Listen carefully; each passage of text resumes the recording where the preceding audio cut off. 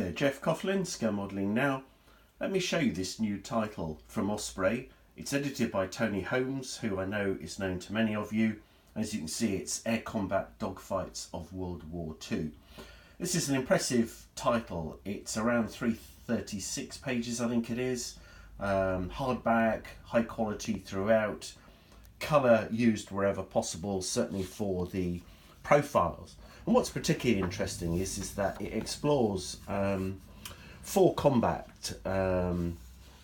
encounters, really, involving different air arms, of course. So you've got, for instance, Spitfires dueling with the formidable F-109, F Wildcat with the A6M0, and so on.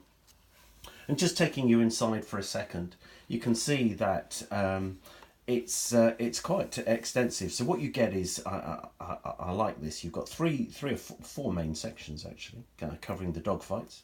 But you can see you've got the machines, history, strategic situation, the men involved, and so on. So you get a really readable text for a start. But equally, you get some very high quality material included as well, and that's something to be applauded, as always. So you get inevitably some good high quality pictures of the real thing, or parts of the real thing, as you can see there with the Merlin engine. Here you've got an example of beautiful coloured profiles, in this case a Spitfire Mark 5B, and so on it goes. And you can see here the F2, the 109 F2. I think the bottom line is that if you're remotely interested in the conflict, especially the aircraft involved, and then again if you've got any interest in some of the key players, some of the key pilots, and then of course their machines and aircraft, and of course for us modelers this is manna from heaven, then this is going to be hugely interesting.